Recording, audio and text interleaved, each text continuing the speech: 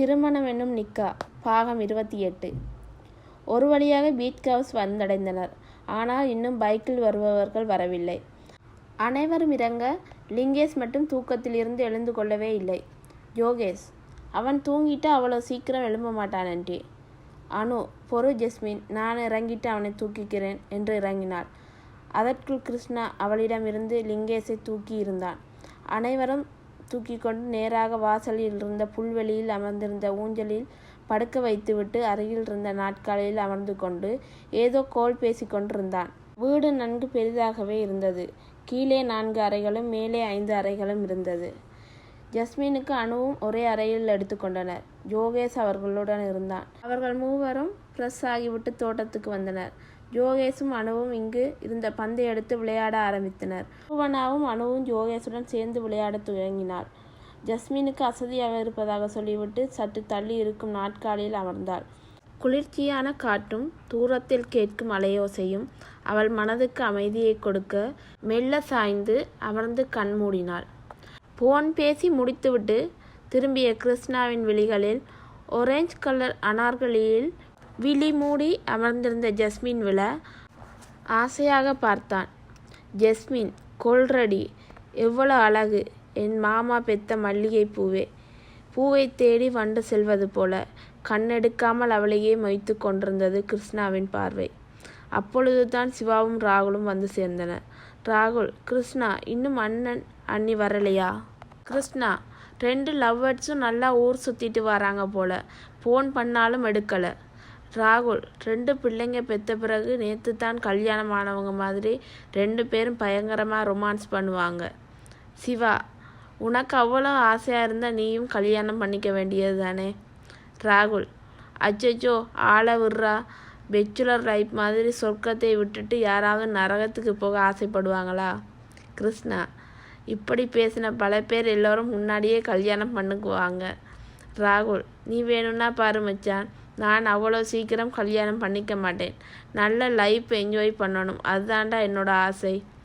அவர்கள் இருவரும் கிருஷ்ணாவுக்கு அருகிலேயே இருந்து நாட்காலியில் அமர்ந்தனர். என்னதான் கிருஷ்ணா அவர்களுடன் பேசி கொண்டிருந்தாலும் அவனது விழிகள் ஜஸ்மினை ரசித்து கொண்டு தான் இருந்தது. அவள் முகம் அசதியாக தெரிந்தது.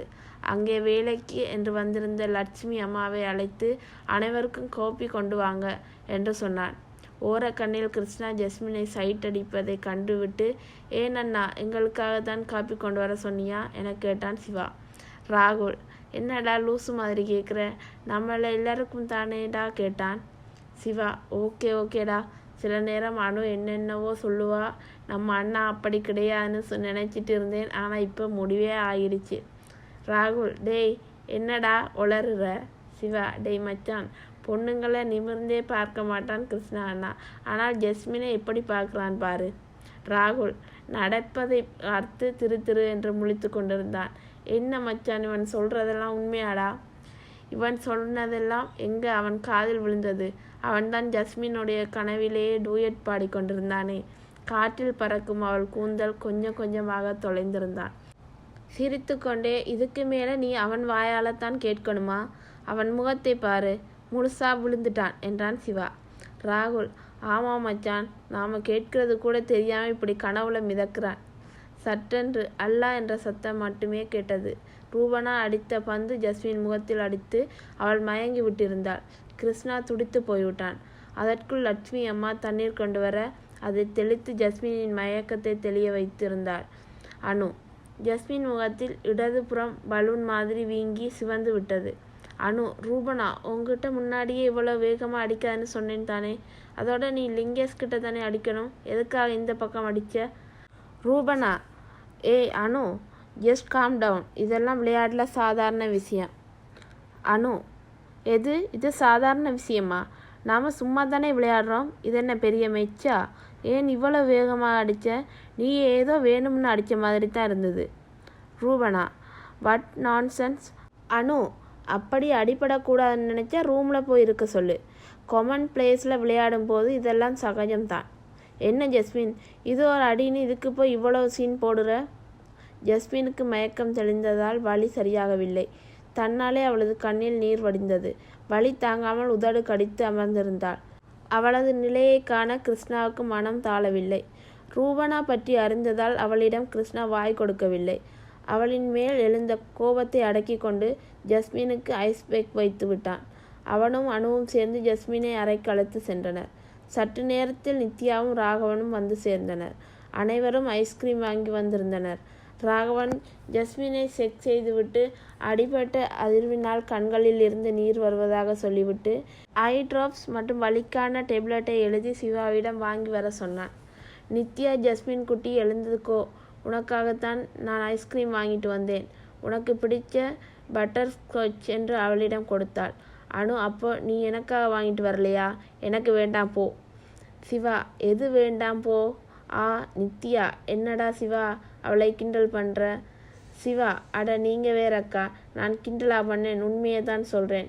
நீங்கள் கொடுத்த உடனே நடக்கிறது எதையும் கண்டுக்காமல் ஐஸ்கிரீம் மட்டுமே உலகம்னு தின்ன முடிச்சிட்டா.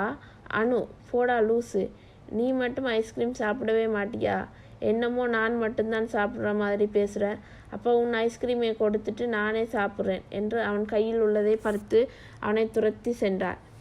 நித்யா, பாரு, இதுங்க ரெண்டையும் திருந்தவே முடியாது. ஜஸ்மின், இப்போ வலி பரவாயில்லையாடா?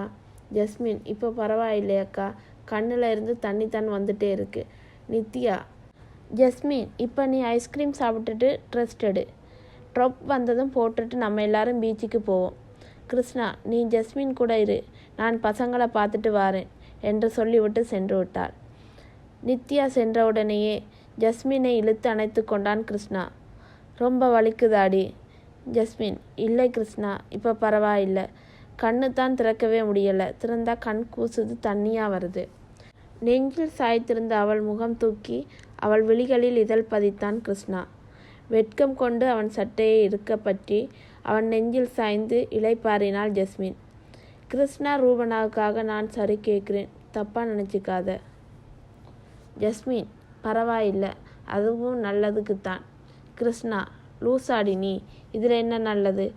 ஜஸ்மின், ஆமாம், அதனால தான் உங்களோட அன்பை நான் அனுபவிக்கிறேன். இந்த அன்பு கிடைக்கணும்னா நான் எவ்வளவு வலிய வேணாலும் தாங்கிக்குவேன். கிருஷ்ணா, உனக்கு வலிச்சா எனக்கு வலிக்குதுடி. நீ துடிக்கிறத பார்த்தா எனக்கு மனசு பதறுது. உன்னை நீ எனக்காக பத்திரமாய் பார்த்துக்கோடி. அனு, என்ன லவ்வர்ஸ், உங்கள் ரொமான்ஸ் முடிஞ்சதுன்னா சொல்லுங்கள், நான் என் தோழி ஒருத்திக்கு ஐ ட்ராப் போடணும். கிருஷ்ணா, அனு, வர வர உனக்கு வாய் கொழுப்பாகி போயிடுச்சு.